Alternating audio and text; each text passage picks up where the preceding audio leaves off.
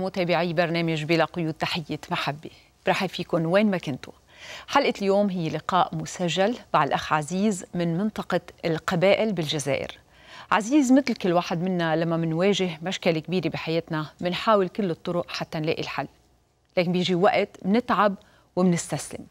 عزيز لما تعب قرر إنه الكحول والسكر هن الحل لكل مشاكله، لكن الله كان عنده تدبير مختلف.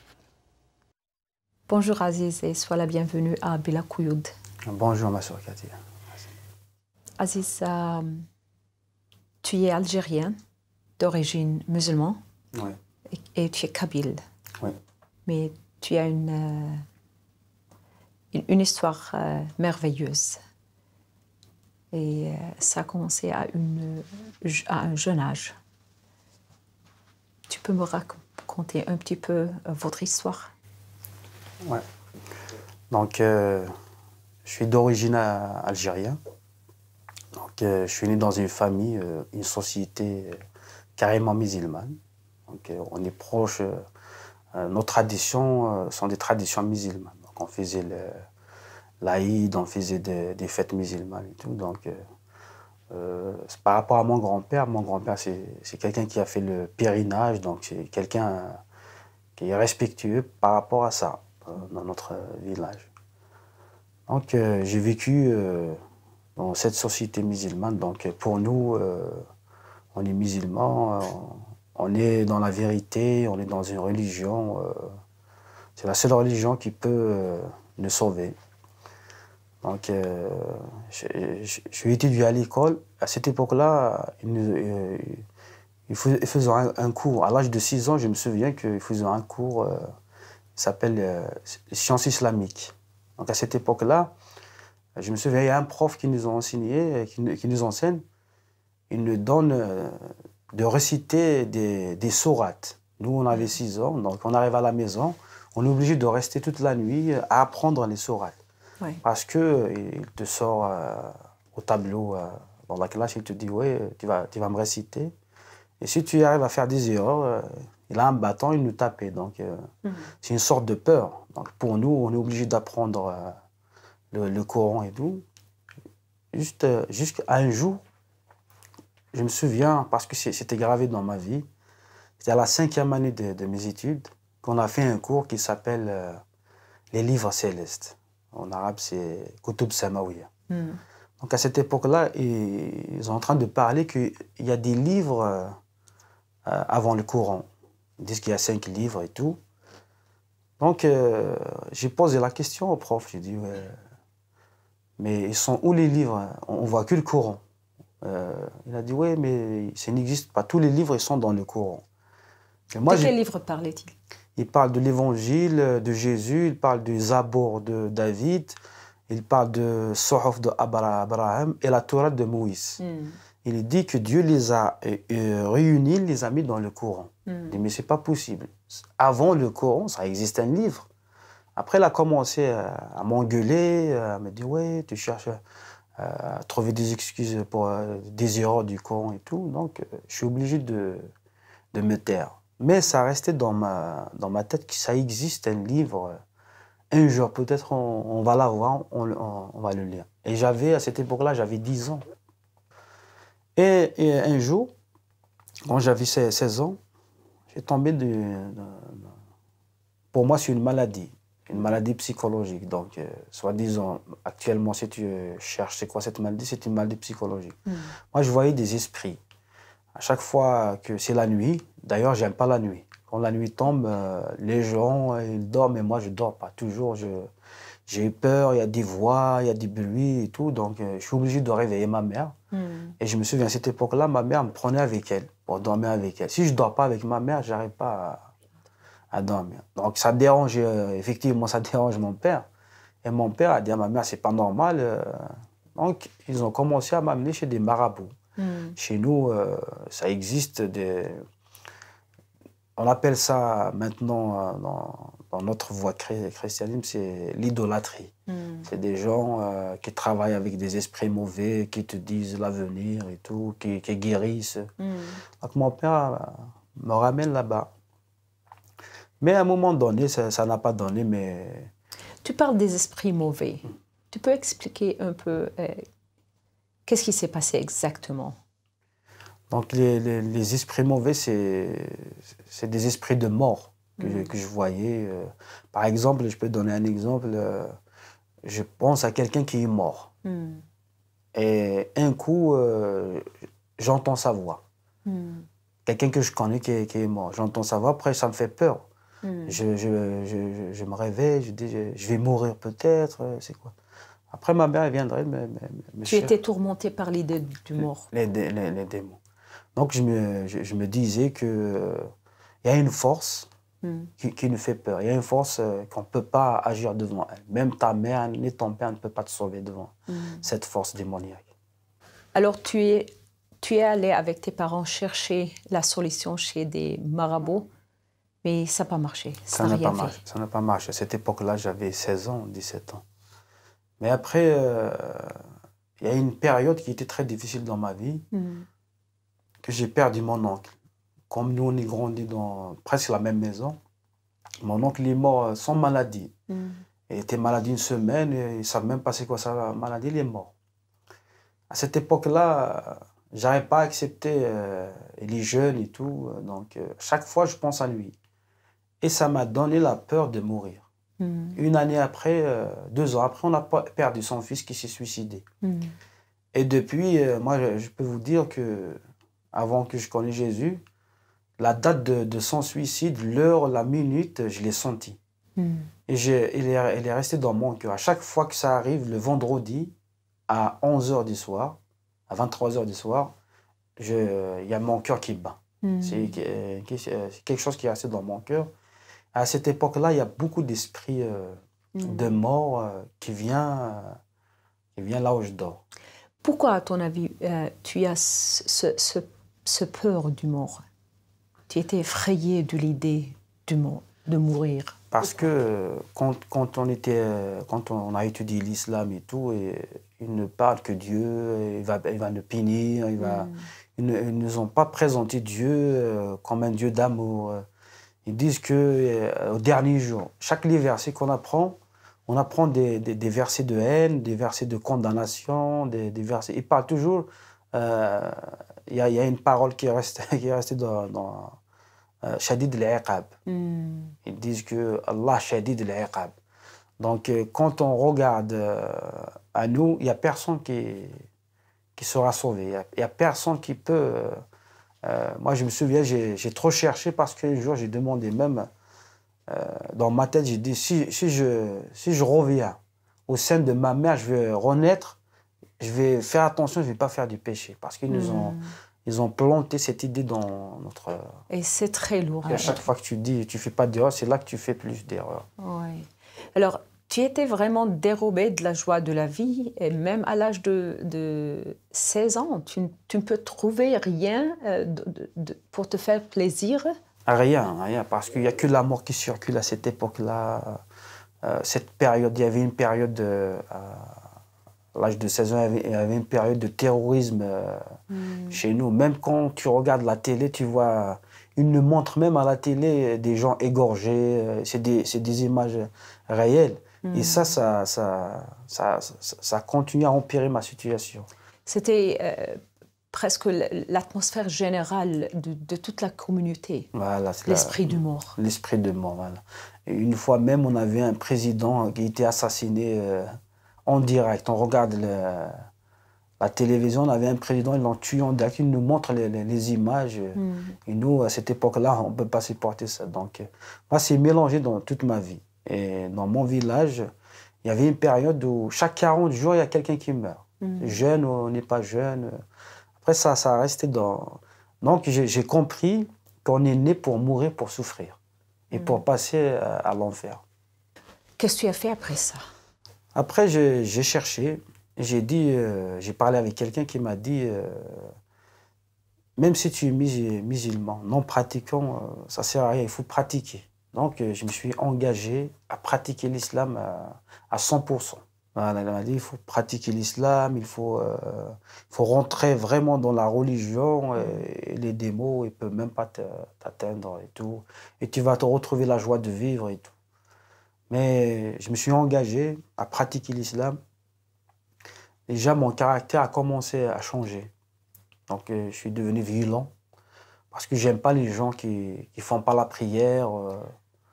Les gens qui... Par exemple, quand je sors de la mosquée, je trouve des gens dehors en train de rigoler et tout. Je les considère comme des traîtres ou des cofards, selon les prêches de cette époque-là. À cette époque-là, c'était en 1998. Ouais. Donc, les prêches qu'ils font à la mosquée à cette époque-là, c'est les prêches qui nous encouragent à aller au maquis. Dans notre ville, à Tizi Ouzou, il y a beaucoup qui sont partis, sont morts même dans le maquis. Maquis, le ça, maquis, c'est quoi? le terrorisme, les gens qui sont levés à cette époque-là, le terrorisme algérien. Donc, tout le... En mosquée, on vous encourage d'aller vers le terrorisme? Quand tu entends les discours, donc ils te disent les gens qui ne pratiquent pas l'islam, c'est des koufars, il ne faut pas rester avec ces gens comme ça. Ils parlent des juifs, ils parlent des chrétiens, ils parlent des gens qui boivent de l'alcool et tout. C'est-à-dire, ils sont en train de planter la haine dans nos cœurs. Donc à cette époque-là, je demande, moi toujours, c'est quelqu'un qui cherche. Alors, on t'a dit que c'est parce que tu n'es pas pratiquant que tu as cette vie tourmentée. Oui, on m'a dit qu'il faut vraiment que tu pratiques. Nous, par exemple, on est musulmans, on fait le ramadan, on fait tout, mais sauf la prière. Donc, la personne m'a dit, il faut que tu pratiques. Tu pratiques, tu donnes toute ta vie à l'islam. Donc, j'ai commencé à faire les choses qu'il m'a dit, de faire la repentance. Je me suis vraiment engagé dans l'islam. Mais moi, je suis quelqu'un qui avale pas des choses. Donc, toujours, je me pose des questions. Mais à cette époque-là, je me suis engagé de bon cœur. J'irai chaque vendredi à la mosquée. Parce ils disent que l'homme, s'il ne va pas à la mosquée, c'est comme un péché. Donc, on est obligé de partir à la mosquée et tout. Mais les discours qui circulent dans les mosquées à cette époque-là, comme il y avait des terrorismes et tout chez nous, c'est des discours de haine. Et moi, je suis devenu un homme violent. Donc, j'ai la haine dans mon cœur. Quand je sors de la mosquée, je trouve quelqu'un, même les gens qui demandent, les pauvres qui demandent à s'asseoir à côté de la mosquée. Je me souviens que l'imam nous disait, eux, c'est des koufars. Ils ne prient même pas, ils ne lui donnent même pas un centime d'argent. Pourquoi ce sont des koufars? Parce que l'heure de la prière, c'est l'heure de la prière. Ils ne vont même pas prier. Donc, ils ne sont pas pratiquants. Même s'ils te disent qu'ils font la shahada et tout, mais eux, ils vont partir à l'enfer. Donc, moi, ça m'a poussé à être violent, à parler aux gens, de pratiquer l'islam avec une violence. Déjà, moi-même, je ne suis pas sûr. Alors, tu es allé au mosquée chercher une solution pour la peur. Tu es devenu maintenant violent. Violent, hein. Je suis devenu un homme violent et la peur toujours dans mon cœur. C'est la peur qui me pousse à être violent. Disons déjà, moi, je ne me suis pas rassuré de ce qui se passe si je vais mourir. Et c'est là que j'ai rencontré quelqu'un, c'est quelqu'un qui lui a parlé de moi, il parle de l'islam. Lui, c'est un chrétien. C'est un chrétien, donc il est passé me voir. Je me souviens que j'étais violent avec lui. Il m'a parlé de Jésus, il avait un petit évangile. Ouais. Il me l'a donné, je me souviens, quand j'ai pris l'évangile, il y a ma main qui tremble, tout seul. La main elle tremble et je l'ai jeté sur son visage. Et je l'ai commencé à l'insulter. Avec une violence, ce n'est même pas moi-même. Des fois, je dis, mais... Et lui, il a commencé à me bénir. Il me dit, pardonne-moi, mon frère, je te bénis, je vais prier pour toi. Il dit, ne prie même pas pour moi. Il dit, tu as peur de moi, ouais. Lui, finalement, je n'ai pas compris que le caractère des chrétiens, il est comme ça. Donc, mais il y a quelque chose qui est planté dans mon cœur, ce n'est pas normal, mon agissement envers lui. Il dit, oui, lui, il m'a béni, moi, je l'ai insulté, il y avait un remords de conscience. Donc, j'ai commencé à réfléchir. Et la question que j'ai posée à quelqu'un qui est trop proche de l'imam, que je lui dis, est-ce que vraiment on est sauvé? Yom al-Qiyamah, le dernier jour, est-ce qu'on est sauvé? Il a dit, Allahu a'lam. Ça veut dire Dieu le sait. Donc lui qui a pratiqué, peut-être je me suis dit qu'il pratique plus que moi. Il est trop proche de Dieu par rapport à moi. Et moi, peut-être, je suis nul par rapport à lui. Et déjà, moi, je suis direct à l'enfer par rapport à lui. Et il y avait une autre chose qui m'a vraiment fait réfléchir. À cette époque-là, il me disait que quand tu vas à la mosquée à pied, Dieu, quand tu poses ton pied droite, Dieu te donne une récompense. Et quand tu mets le pas gauche, Dieu t'enlève un péché. Et moi, à cette époque-là, je faisais des kilomètres à pied pour que je vais effacer tous mes péchés. Mais une fois, j'ai parlé avec quelqu'un, je lui ai dit, tout ça, c'est... Et j'ai dit, l'autre, le chrétien, m'a parlé de Jésus. L'autre, maintenant, je vais arrêter tout ça. Je vais vivre ma vie. Ce qui va se passer dans l'enfer ou dans l'éternité, je n'ai rien à foutre. Donc la peur, je l'ai couverte par l'alcool et des fois, je me drogue. Je me souviens quand c'est la nuit, j'aime pas quand mes amis vont partir dormir. Et je vous assure que c'est moi qui dors le dernier au village. Et je vois tout le monde, ils sont partis, le village il est vide. Moi, j'avais cette peur, donc je me suis obligé de boire et de se droguer. Tu as eu peur de la nuit? J'ai peur de la nuit, j'ai peur... Parce que pour toi, c'est la mort. C'est la mort, la nuit. Ouais. C'est les ténèbres et tout. Donc, je suis obligé de boire ou de fumer du cannabis pour partir dormir. Demain, le matin, je me lève. Mais ce qui s'est passé après, c'est la même période que j'ai vécue quand j'avais 16 ans. Il y a des esprits de mort et tout, suite à des événements et tout. Des gens qui sont morts aussi, que je connais, des amis à moi. Donc, j'ai vécu la même période.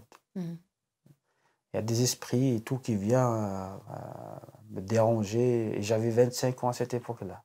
Et je ne peux pas réveiller ma mère. J'étais dans la chambre seul. Donc, j'ai passé une période où je me pèse 48 kilos. Et tous les gens qui me voient, ils disent que tu vas mourir. Peut-être il va mourir, peut-être... Et j'ai aucune maladie. Je me souviens que toute la nuit, il y a mon cœur qui bat de la peur. Et j'ai vu même un cardiologue qui m'a dit que tu n'as rien. Tu y as perdu toute la joie, toute la paix? J'ai aucune joie, une joie de vivre. Je me suis dit, oui, ça ne sert à rien de vivre. Pour moi, la vie, c'est une souffrance. Tu n'as pas tourné à des amis, leur poser des questions pour vous aider? Une fois, j'ai parlé avec quelqu'un, il m'a dit que lui, il fait un culte pour les démons. Il fait un culte, donc il m'a invité d'aller chez lui. Il m'a proposé de venir chez lui. Normalement, il m'a dit, je vais te guérir. Moi, je travaille avec les démons, je vais négocier, je vais faire ça. Donc, une fois, je suis parti. Parce que moi, si tu me dis, tu fais ça, tu vas le faire parce que je cherche la guérison. Donc, je suis allé chez lui, il a fait ses trucs, il m'a dit, les démons qui courent derrière toi, c'est des démons dangereux. Donc, il demande un sacrifice. Donc, je suis revenu à la maison, j'ai dit à ma mère, je me souviens, il m'a demandé un lapin noir. On trouve où le lapin noir? Moi, personnellement, je n'ai jamais vu un lapin noir. Mais ma mère a connu une dame, ça coûte cher, mais il l'a acheté. Elle a dit, oui, je vais le trouver. Même ma mère a cherché ma guérison et c'est ce que je vis. Donc, j'ai ramené cet animal, il l'a égorgé, il m'a mis du sang sur mon visage et tout. Mais c'est de plus en plus pire. Ça a empiré ma situation. Et quand je l'ai rencontré, il m'a dit, comment ça va? J'ai dit, c'est pire. Il a dit, oui, on va partir dans un lieu où tous les marabouts là se rassemblent. On appelle chez nous Zawiya. Et les gens, ils dansent. Ils font un sacrifice, ils mangent tous ensemble. Donc, on a mangé. C'est un genre de sahar? Voilà, c'est un genre de sahar. Voilà, c'est un genre de culte. De culte... tous les malades viennent et tout, ils vont égorger un sacrifice au nom de cette personne. Par exemple, chez nous, c'est un saint. Quand tu dis Cherfelen, c'est un saint. Même, c'est un mort qui a été enterré dans ce coin-là, donc c'est lui le saint, donc ils faisaient un culte. Et moi, j'étais au milieu de tous les responsables là. Ils ont commencé à danser, ils m'ont caché avec un drap blanc. Et il y avait quelqu'un qui est rentré dans ce drap, il fait des trucs, de la vapeur et tout. Il m'a dit, tu me jures devant ce saint que tu vas donner ta vie à lui, tu seras guéri. Et moi, à cette époque-là, j'ai dit, je jure devant ce saint, je donne ma vie. Tu cherches une solution. Et là, il m'a dit, tu donnes l'acte. Donc, j'ai donné mon argent. À cette époque-là, je gagnais un salaire, je lui donnais tout mon salaire par rapport à cette peur. Mais il y a quelque chose dans mon cœur qui m'a dit, tout ça, ce n'est pas de Dieu. Même si je suis devenu ni chrétien, ni musulman, je dis, je vis vers ma vie, mais je dis, ça, ce n'est pas de Dieu. Il y a quelque chose dans mon cœur qui m'a parlé. Et j'ai revu le mec, je lui ai dit, je voulais voir tes démons. Je vais parler avec eux, ils vont me laisser tranquille. Tu peux les sortir, je vais les voir. Il a dit, il ne faut pas dire ça, c'est dangereux. Il ne faut pas faire ça. C'est fâché. Pourquoi tu as envie de voir les démons? Tu as eu beaucoup de peur. J'ai la peur et je voulais que tout ça va s'arrêter. Qu'est-ce que vous voulez de moi? J'ai parlé. Parce que j'ai perdu la joie de vivre, j'ai perdu le... Après, c'est comme si je m'en fous de ma vie. Donc, à cette époque-là, je me souviens, une nuit, il y a les démons qui sont venus pour me dire, si tu veux nous voir, tu veux travailler avec nous, ouvre tes yeux, tu vas nous voir. Tu as demandé de nous voir. La nuit, quand tu étais dans ton chambre? Voilà, dans mon lit. Ok. Je me suis réveillé, j'ai senti une présence. Je me suis réveillé, mais je n'ai pas ouvert mes yeux. Ils m'ont dit, si tu veux nous voir, il faut ouvrir tes yeux, nous sommes là. Et il y a quelque chose qui m'a dit que non. J'ai dit, non, je ne voulais pas vous voir parce que vous n'êtes pas avec Dieu. Et ils sont partis. Et je me suis demandé, mais pourquoi ils sont partis? Qu'est-ce qui se passe? Et c'est là que j'ai commencé, mais c'est quoi cette vie? J'ai commencé à réfléchir au suicide. Il y avait déjà mon cousin qui l'a fait, donc il dit, ouais, peut-être je vais mettre fin à la vie, je vais arrêter tout ça, c'est bon. Ouais, après, j'ai commencé à réfléchir. Pourquoi je suis né? Pourquoi je vais vivre? Pourquoi je vais mourir? Et je me suis même demandé des choses que même le cerveau ne peut pas les accepter. Mais qui a créé Dieu? C'est qui Dieu? Qui l'a créé? Qu'est-ce qui se passe? Toutes les grandes questions de la vie. J'ai posé plein de questions. Et je me souviens, je me suis levé ma tête vers le ciel. J'ai dit, qui es-tu? Qu'est-ce que tu veux de moi? Si tu veux ma vie, prends-la. Si tu veux que je meure, je vais mourir même tout de suite là. J'en ai marre de tout ça. Et c'est là que ça a commencé, une petite joie dans mon cœur. Il y a quelque chose qui est bougé. Déjà, à travers cette prière que j'ai... Moi, je ne savais pas si c'est une prière. Tu as posé des questions comme si tu as beaucoup de colère, mais c'était comme une prière. C'était comme une prière. Mais moi, c'était pour là, je ne savais pas si c'est une prière. Il dit, j'ai parlé à Dieu, au créateur de l'univers. Je n'ai pas parlé au Dieu de l'islam, ni au Dieu de... Dis toi qui m'as créé. Tu étais toi, sincère en parlant. Sincère très sincère en parlant avec lui. Et c'est à cette époque-là qu'il y a quelque chose qui a bougé dans mon cœur. Et j'ai revu ma mère le matin, j'ai parlé à Dieu et j'ai commencé à avoir une petite joie. Il a dit, mais tu es devenu fou, on ne peut pas parler à Dieu. Donc, une fois, c'était un vendredi, je suis allé dans la ville, à cette époque-là. Je passe dans un cybercafé, je me connecte sur Internet, je fais des recherches et tout. Mais j'ai vu des personnes, des femmes, des vieilles, des enfants, des hommes, qui prennent une direction, mais ils étaient tous contents. Ils se saluent entre eux. Bonjour mon frère, bonjour. Dans ce café? Non, à côté du cyber, c'est une route, c'est un chemin. Ok. J'ai dit, mais aujourd'hui, ce n'est pas une fête religieuse. C'est pas l'Aïd, mais c'est quoi ce... Ils ont pris un chemin, ils sont allés vers une maison. Et moi, j'ai suivi ces hommes-là, parce que j'ai vu la joie dans leur cœur et tout. J'ai suivi, après, il y avait une maison. Il y avait un mec à côté de la porte, et les gens, ils rentrent dans cette maison, moi, j'ai suivi. Et le mec m'a reconnu que je suis nouveau. Parce qu'à cette époque-là, il y avait au moins 60 personnes dans cette... Je lui ai dit, oui, je suis nouveau et tout. Moi, je pense qu'il va me dire, ce n'est pas pour toi ça, ou il ne faut pas rentrer, c'est privé. Il m'a dit, Tuno, bienvenue. Et je suis rentré et j'ai revu la personne que j'ai insultée, celui qui m'a donné la Bible. Oh, wow. Je ne lui connais même pas, mais il m'a regardé, il a dit, t'as vu maintenant? Je dis, oui, peut-être c'est vrai. Et je suis rentré dans cette église. C'est par accident que tu C'est par accident que je l'ai rencontré. Il m'a vu, il m'a regardé, il a souri, il m'a dit, t'as vu? J'ai dit oui. Et je suis rentré. Et je me souviens, je suis arrivé au milieu de culte. Il y avait le pasteur qui prophétisait. Il a dit qu'il y a une personne qui a souffert de toute sa vie. Il est suivi par des esprits de mort. Dieu le dit, il ne peut pas sortir dans cette maison sans avoir la guérison. Et c'est là que je suis tombé. Et quand il y a des gens, moi, je ne savais pas ce qui s'est passé. Il y a des gens qui priaient pour moi. Tu es tombé par terre. Je suis tombé par terre. Il y a des gens qui ont imposé leurs mains, ils ont commencé à prier. Ils m'ont raconté après ce qui s'est passé. Tu as crié, Mais depuis que je me suis réveillé, ma vie a changé. Il y avait une joie. Ce n'est pas la même personne qui est tombée qui s'est... Après, je suis pressé de rencontrer les gens pour lui parler de ce qui s'est passé de ma vie. J'ai dit, c'est fini, j'ai trouvé le chemin. Qu'est-ce qui s'est passé vraiment dans votre cœur? C'est passé que j'ai trouvé la joie, j'ai trouvé que...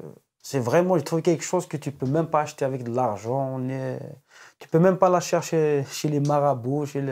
Et là, le pasteur, là, il ne me connaît même pas. C'est quelqu'un que je n'ai jamais vu dans ma vie, il a parlé de ma vie. Et il y a une force qui m'a touché, qui m'a... Tu as expérimenté un peur immense et maintenant tu parles d'une paix immense. De paix, de la joie. Oui. Raconte-moi un peu, vraiment, c'est ce qui passe dans le cœur quand on passe d'une période des ténèbres, du peur, des idées des morts, un monde tout à fait effrayant à un monde de joie. Qu'est-ce qui passe dans le cœur?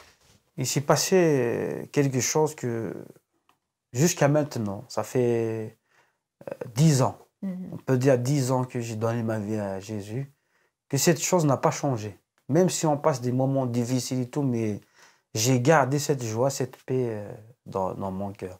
Moi, à cette époque-là, quand je me suis réveillé, c'est vrai, ils ont commencé à chanter. Ils chantent pour Dieu. C'est des chants de joie, c'est des chants de... Ils bénissent Dieu, et ils glorifient Dieu. Ils parlent d'une personne. À cette époque-là, ils disent « Na'buduka, na'buduka, na'hmuduka ya Rab ». Donc, c'est des gens qui sont vraiment dans la joie. Ce pas des gens qui répètent des versets coraniques, de la colère. C'est des gens qui... Ça m'a touché. Et je suis pressé d'arriver au village, à mon village, pour donner cette joie à tout le monde. Moi, dans ma tête, c'est réglé. Tu n'as pas eu peur de... Jamais j'ai eu peur. Je me souviens... De parler aux gens que tu es devenu chrétien ou bien... Jamais. Je suis arrivé chez moi, j'ai dit arrêtez, j'ai trouvé le chemin. Finalement, c'est Jésus le chemin, il m'a guéri. Ils m'ont dit, mais il est devenu fou. Ils n'arrivent pas à comprendre. Et moi, pour moi, je vais partager ça, ils vont comprendre directement. Je dis à ma mère, c'est fini, j'ai trouvé, je suis guéri. En plus, avant, quand je lui demandais des choses pour les ramener au marabout, il me la donne. Mais quand j'ai dit, je suis chrétien, il a dit, il ne faut pas faire ça. Ils t'ont menti, il ne faut pas suivre. Même si tu as trouvé la paix, même si tu as trouvé la joie maintenant, tu as trouvé ta vie, vous êtes plein de désir de vivre maintenant, pour eux, ça ne vaut pas la peine. Et le pire, quand j'ai vu mes copains avec qui je fume, je bois, et je suis pressé de les revoir, je dis arrêtez de boire maintenant, je vous assure, j'ai raconté tout mon témoignage, ce qui s'est passé. Ils ont commencé à dire ouais, c'est l'islam la vérité, toi tu es un traître. Or que eux ils pratiquent même pas, mais c'est juste ils ont commencé à m'attaquer et ça me faisait mal au cœur. Il boit, il fait la drogue et alors il te dit que l'islam c'est la vérité, toi tu es un traître. Ils m'ont insulté avec des mots, des grands mots. J'arrive pas à Après ça m'a attristé. Je me souviens, c'est la première prière que j'ai fait à Dieu au nom de Jésus. Parce que j'ai entendu le pasteur a dit, si vous priez au nom de Jésus, tout ce que vous demandez, il vous répondra, il vous donnera. Quelle est la première prière? La première prière, j'étais triste. J'ai dit, mais Je voulais lui donner de la joie, lui montrer le chemin. Ils m'ont même insulté avec des grands mots. D'habitude, ils ne font pas ça. La première prière que j'ai demandé, j'ai dit à Dieu, c'est quoi la vérité? C'est l'islam ou le christianisme? Moi, j'ai cette joie. Je voulais les donner aux gens, je voulais partager aux gens, mais aujourd'hui, ils n'arrivent pas, ils m'ont insulté. Mais maintenant, dis-moi, qu'est-ce qui s'est passé? C'est quoi? Et c'est quoi la vérité? Est-ce que c'est vraiment l'islam? Est-ce que c'est vraiment le christianisme? Et c'est là que Dieu m'a montré une vision. Il m'a montré que c'est des gens qui sont aveugles. Il a dit il y a deux sortes de personnes, deux sortes de gens. Il y a des gens qui donnent du miel. À chaque fois que tu parles avec eux, ils te comprennent, ils t'entendent, ils te donnent du miel. Mais il y a des gens qui peuvent même te tuer sans se rendre compte. Il m'a expliqué, c'est comme si c'est les musulmans qui peuvent te tuer, ils sont aveugles. Mais les gens qui donnent du miel, qui donnent de la paix, c'est dans le rêve que j'ai vu ça, c'est des chrétiens. Et à chaque fois que je rencontre un chrétien, il y avait cette joie, il y avait une onction entre nous. Je me souviens, à cette époque-là, il n'y avait pas beaucoup de chrétiens. Donc, quand je croise un chrétien dans la vie, c'est comme si j'ai croisé Jésus. Comme on a souffert et tout dans le village, je suis la deuxième personne qui a cru en Jésus. La première personne, il était isolé à cause de la persécution. Il est un peu refroidi. Mais moi, avec cette chaleur, cet amour, j'étais trop persécuté. Il y a des gens qui se moquent de moi. Ils m'appellent Jésus, ils m'appellent, tu vas partir aujourd'hui faire ta messe. Et tout. Ils sont en train de rigoler. Est-ce qu'ils t'ont menacé dans le village? Tu t'es senti menacé? J'ai vécu une pression chez moi à la maison. Quand mon père, il n'a pas accepté ça. Donc quand je chante, quand je rentre à la maison, j'étais rejeté. Donc je me suis trouvé dans la maison tout seul avec cette pression. Mais il y a des gens aussi qui nous menacent, qui nous insultent, surtout les gens qui pratiquaient l'islam. Moi, je connais quelqu'un et il m'a dit que normalement, selon l'islam, normalement, il faut qu'on vous tue. Il a dit le morted, le morted في l'islam. Mais moi, j'avais le courage. J'ai parlé même avec un imam du village à côté.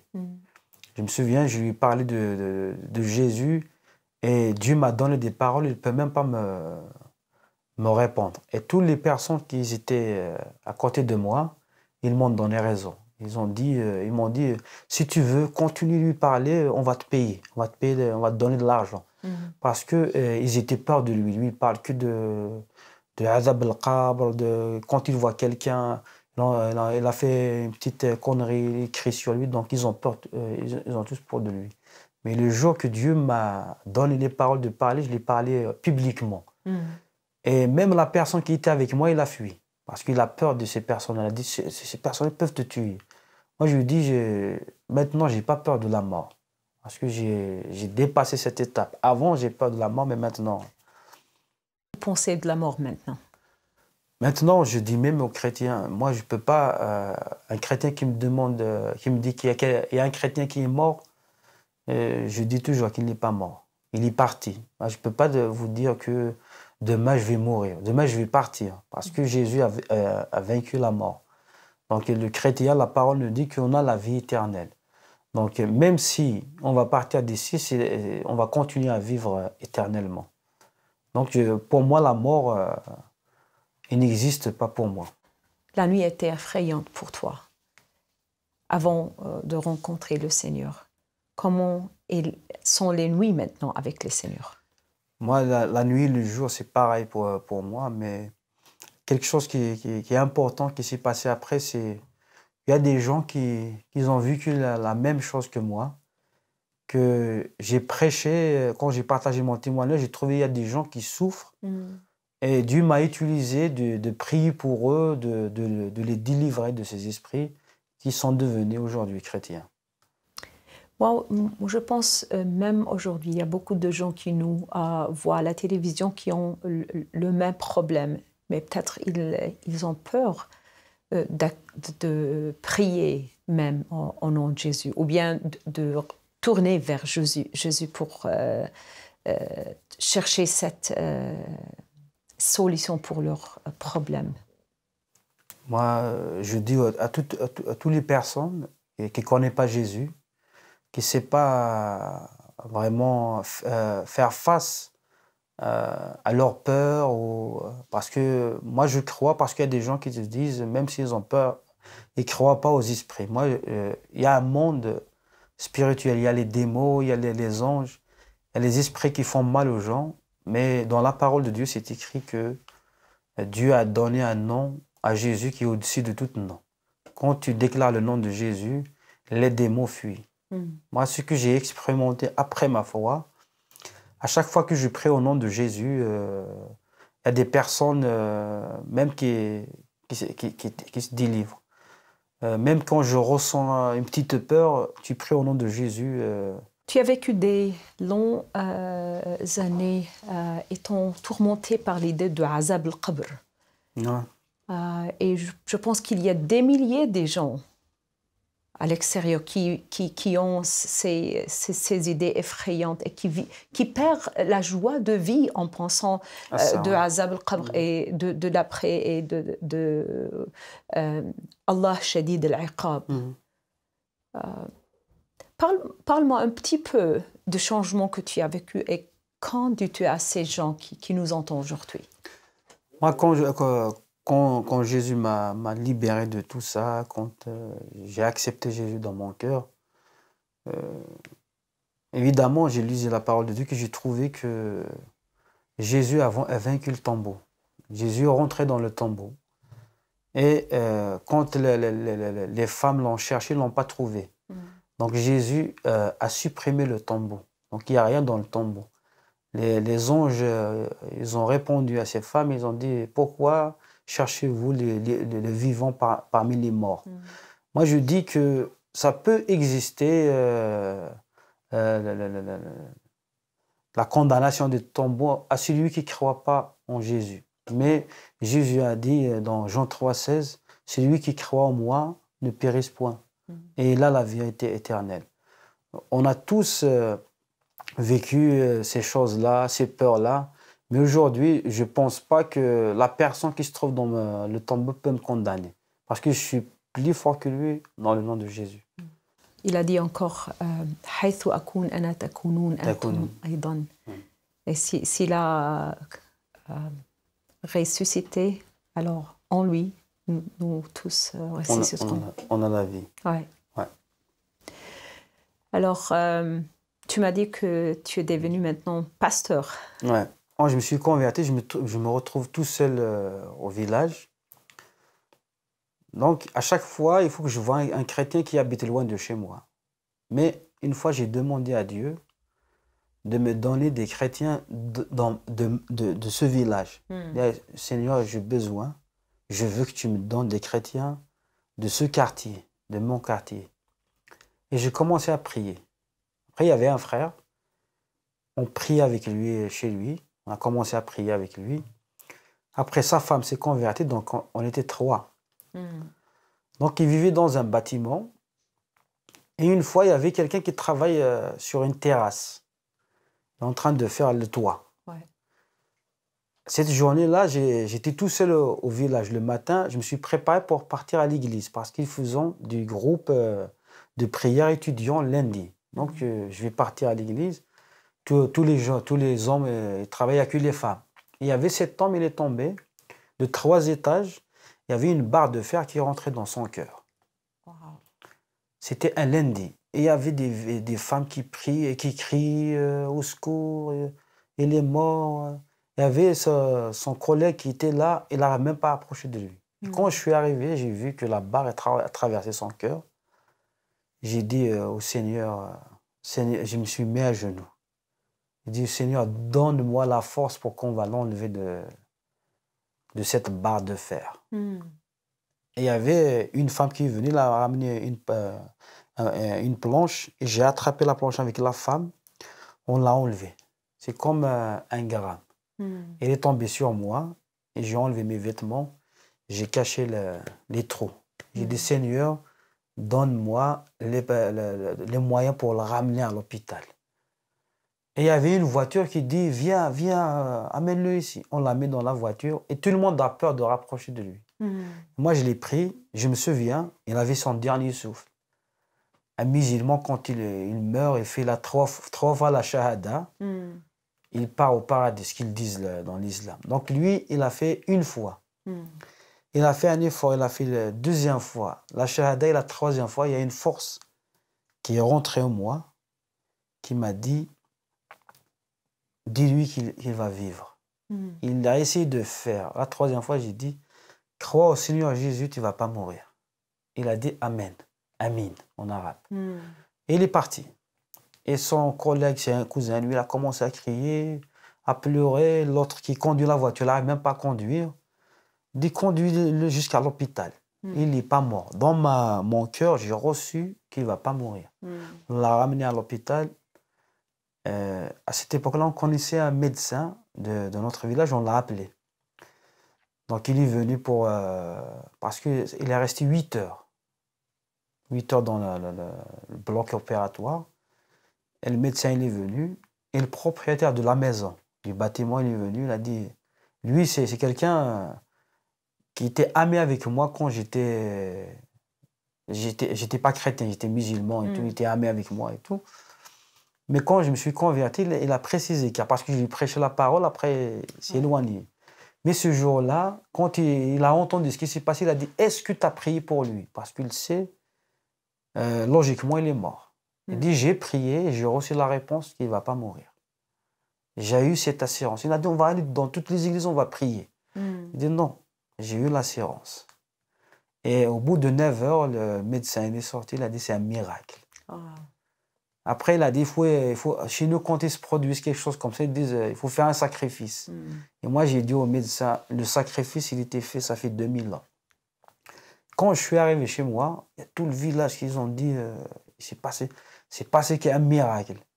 Donc, quand j'ai enlevé ma chemise, il était plein de sang. Après, il y avait ma carte d'identité qui était sale à cause du sang. Et j'ai ouvert la carte d'identité. J'ai vu que le jour-là, c'est le jour de mon anniversaire. C'était le 22 octobre 2007 que s'est passé ce miracle.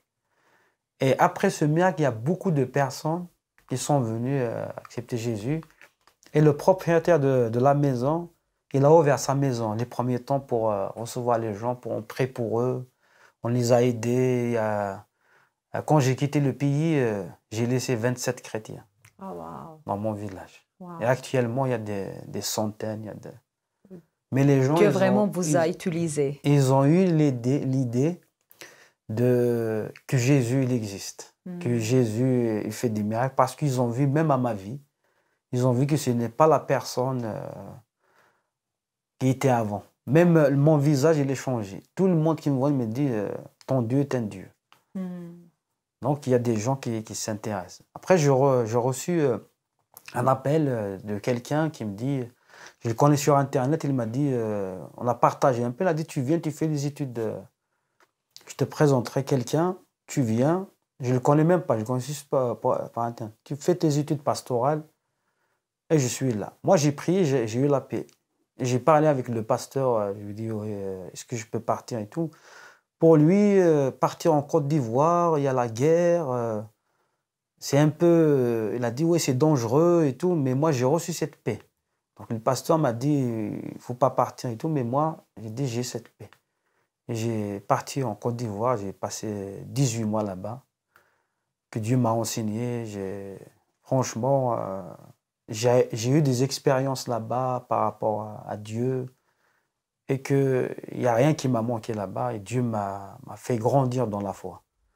Alors, quand les gens vivaient tranquillement, tu as vécu la peur. Maintenant, là où il y a des choses qui doivent te faire peur, tu n'as pas peur, tu as la paix avec Jésus. J'ai jamais eu peur depuis que j'ai connu Jésus. J'ai jamais eu peur. La grande peur qui existe aujourd'hui, c'est la peur de l'éternité, la peur de la mort. À chaque personne, quand tu parles avec lui, tu collabores avec lui, même s'il est riche, il a le pouvoir de l'argent, il a beaucoup de choses dans cette vie, mais quand il réfléchit qu'il va mourir, il a cette peur que ça ne sert à rien d'avoir tout le monde, toute la vie, et tu perds ta vie. Donc le seul problème de chaque personne, c'est la peur. Mais quand tu acceptes Jésus, tu vas savoir que tu ne vas pas mourir, que tu es sauvé, qu'il n'y a qu'un seul sauveur. La peur n'a jamais de place dans ta vie. Est-ce que tu as un message, un dernier mot pour ceux qui nous voient aujourd'hui, qui nous regardent?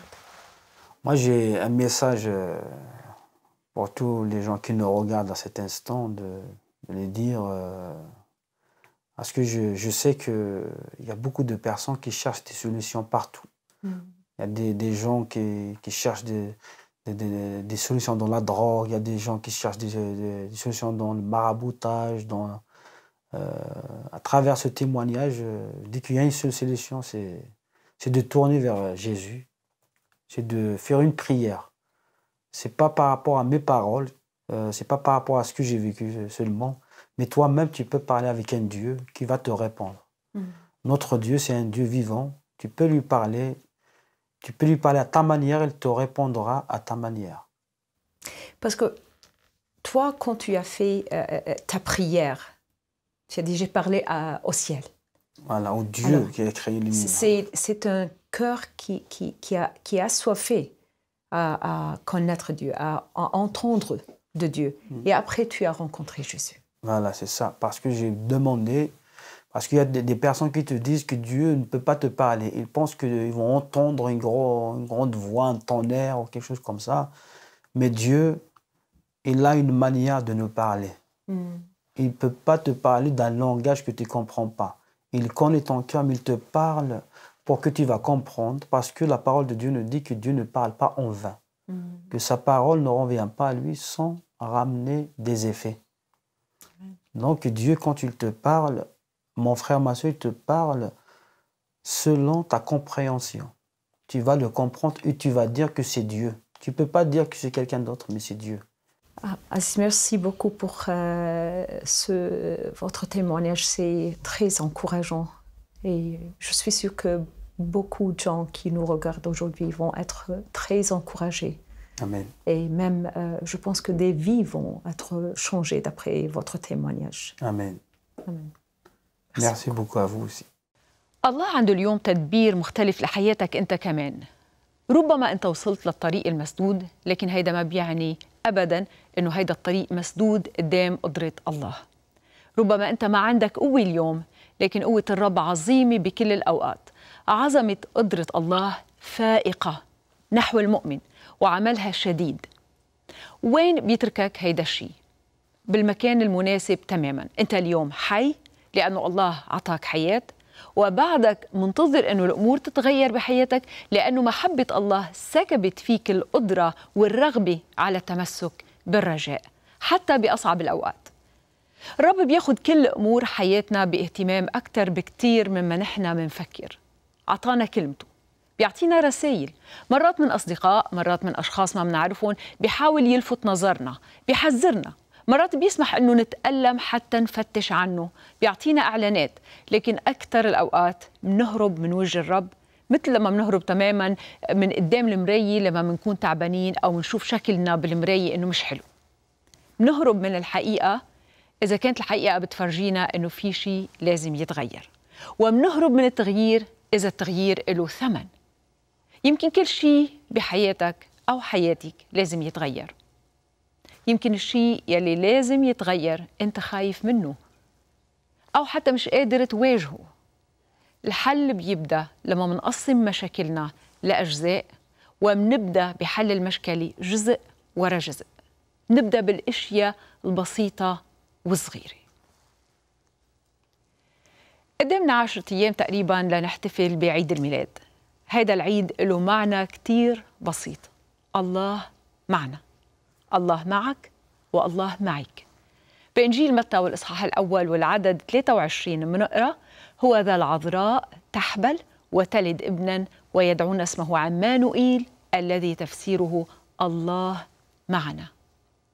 كل احتفالاتنا بهيدا الموسم إلها سبب وحيد: الله معنا.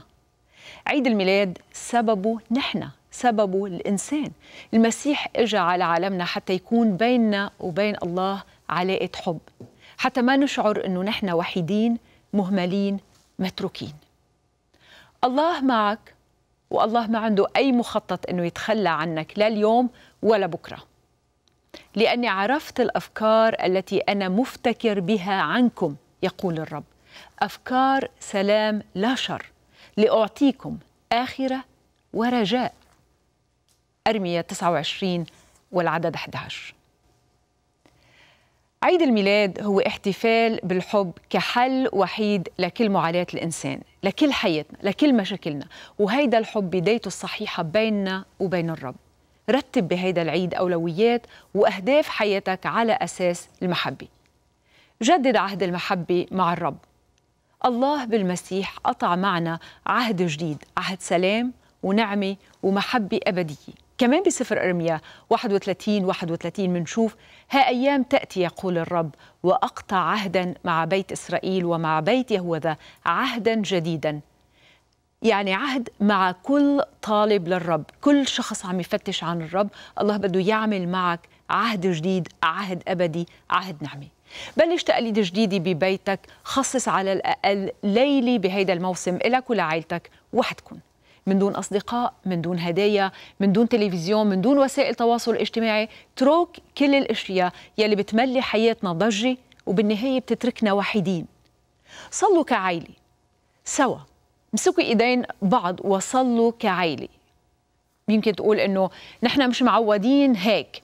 لما بتمسك ايد زوجتك او ابنك او بنتك بمحبة بالصلاة، لما العائلة بتشكل حلقة وحدة قدام الرب، في بركة وفي قوة وفي شعور بالوجود الحقيقي. بنلمسهم، الأشخاص حقيقيين بحياتنا، بيرجعوا من جديد وجود حقيقي واقعي بحياتنا، وكل واحد من العائلة بيشعر إنه هيدي العائلة هي حقيقتي، هيدا البيت في أمان، بيتنا في محبة، بهيدا البيت فيي اتكل على كل شخص من الأشخاص يلي معي. العائلة يلي بتصلي مجتمعة تبقى عائلة متماسكة. صلي بصوت مسموع قدام عائلتك. أنا أكرم الذين يكرمونني، بتعلمنا كلمة الرب. من يعترف بي قدام الناس أعترف به قدام أبي في السماء. لما تخضع للرب كرب عائلي قدام عائلتك، لما تخضع للرب وتعبر عن احتياجك له ومحبتك وشكرك وتسبيحك، أولادك بيشوفوك إنسان واضح وصادق. هيدا التعبير عن العاطفة للرب بالعلن يمكن يخليك تحس إنك مكشوف قدام عائلتك، ويمكن يخليك إنه ما تشعر بالراحة، لكن بيخليك تكون مثل بعيون أولادك. بيتعلموا منك الالتزام والشجاعة، بيتعلموا منك ما يخافوا يعبروا بجرأة عن يلي بقلبهم، وما يخافوا من البساطة ومن الالتزام بإيمانهم، وما يخافوا من العواطف. لما أولادك بيسمعوك عم تحكي مع الرب بثقة وبساطة، بيتعلموا يوثقوا بالرب بالأوقات الصعبة. يمكن أنت ما تعودت تصلي بهيدي الطريقة، يمكن ولا مرة كنت قائد لاجتماع روحي ولا حتى لعائلتك. الله ما بده كلمات كبيرة ولا أفكار عميقة وفلسفية، الله بده قلوب بسيطة، لأنه بيشتغل بعظمة كبيرة من خلال القلوب والنفوس البسيطة. عائلتك، عائلتنا، عائلة كل واحد منا هي فريقنا بالحياة. هن أهم شيء وأول شيء بحياتنا، هن الفريق يلي من دونه ما فينا أبدا نكسب معركة الحياة. أي انتصارات من دون العائلة بتتركنا وحيدين وبتتركنا من دون فرح. ثبت فريقك، ثبت بيتك بروح المحبة وروح الفرح، وعطيهم وقتك وعنايتك. صلح العلاقات المكسورة بحياتك. بهيدا الوقت القلوب بتكون حساسة لعمل الروح القدس. إذا في أشخاص لهم مكانة بحياتك، أهل، قرايب، أصدقاء، والعلاقة مقطوعة بينكم وبعد في ألم بسبب سوء تفاهم أو تصرفات ربما كانت مؤذية بالماضي، اسأل الرب أنه يعطيك القوة أنك تصلح هيدي العلاقة، ربما بكارت معايدة، بطاقة معايدة، ربما اتصال بسيط من دون عتب، من دون كلمات كبيرة، ولكن اسأل الرب أنه هو يحضر قلبك وتكون المبادرة لأجل المحبة، مش حتى تحصل حقوقك من الشخص الآخر وتفرجيه أنك أنت أحسن منه. سلم للرب طريقك، لأنه هو يظهر كالظهيرة برك وحقك. سلم للرب طريقك واتكل عليه، وهو يجري ويخرج مثل النور برك وحقك مثل الظهيرة. ربما في علاقات بحياة كل واحد منا، في علاقات صعب إنه نرجع نصلحها، أو ربما التوقيت مش مناسب حتى تتصلح، ولكن ما في ألم صعب إنه نشفى منه. فينا نشفى من كل ألم، ولا سيما كل ألم عاطفي. المحبة يلي ما بتحتفظ بملف الأغلاط تشفينا. المحبة والغفران ما إلهن وقت مناسب وما إلهن وقت غير مناسب. ما في يوم نحن بنقول عنه هذا اليوم مش مناسب لحتى نبدأ بداية جديدة. كل يوم هو اليوم المناسب لبداية جديدة، والوقت دايما مناسب لنعمل الخير. صلي بصدق للرب من كل قلبك إنه يشفيك من الضغينة، وإنك تتخلى بحب وبسلام عن الأشخاص يلي أنت مش قادر ترجعهم على حياتك، يلي مش قادر تتصالح معهم. فأبوك الذي يرى في الخفاء يجازيك علانية. احتفل بهيدا العيد بالمحبة، وجدد عهد المحبة الصادقة بكل علاقاتك. ميري كريسماس، جوايو نوال، كل عيد وانتو بألف خير. وما بعرف ليه نحن اللبنانيين بدنا كل لغات العالم حتى نقدر نعبر عن فكرة وحيدة. بأي حال، إذا كانت أي حلقة من حلقات برنامج بلا قيود لمست حياتكم أو غيرت شيء بحياتكم، بتمنى أسمع منكم على comments@بلاقيود.com. ميلاد مجيد وسنة مباركة.